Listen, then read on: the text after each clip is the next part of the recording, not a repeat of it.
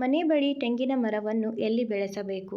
ಯಾವ ಮನೆಯಲ್ಲಿ ತೆಂಗಿನ ಮರ ಸಮೃದ್ಧವಾಗಿರುತ್ತದೋ, ಎಷ್ಟು ಎತ್ತರಕ್ಕೆ ಇರುತ್ತದೆಯೋ ಅಷ್ಟು ಆ ಮನೆಯ ನೆಮ್ಮದಿ, ಆರ್ಥಿಕ ಪರಿಸ್ಥಿತಿ ಅತ್ಯುತ್ತಮವಾಗಿರುತ್ತದೆ ಅನ್ನೋ ನಂಬಿಕೆ ಇದೆ.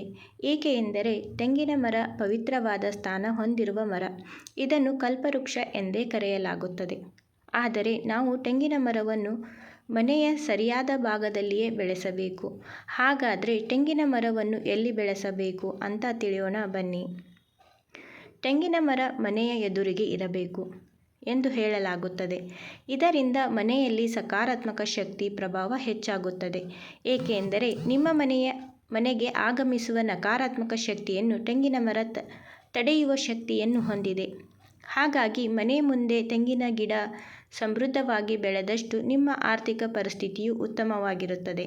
ಹಣಕಾಸಿನ ಸಮಸ್ಯೆಯೂ ದೂರವಾಗುತ್ತದೆ. ಇನ್ನು ತೆಂಗಿನ ಮರ ಮನೆಯಲ್ಲಿ ಏಕೆ ಇರಬೇಕು ಎಂದರೆ ತೆಂಗಿನ ಮರದಲ್ಲಿ ಲಕ್ಷ್ಮಿಯ ವಾಸವಿದೆ.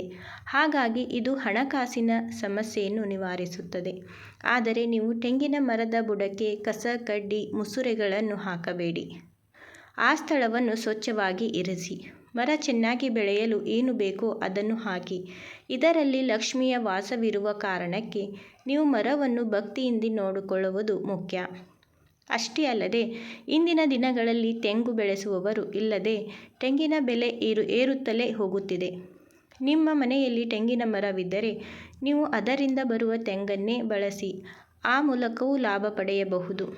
ಹೀಗೆ ತೆಂಗಿನ ಮರ ಎಲ್ಲ ರೀತಿಯಿಂದಲೂ ಸಹಕಾರಿಯಾಗಿದೆ.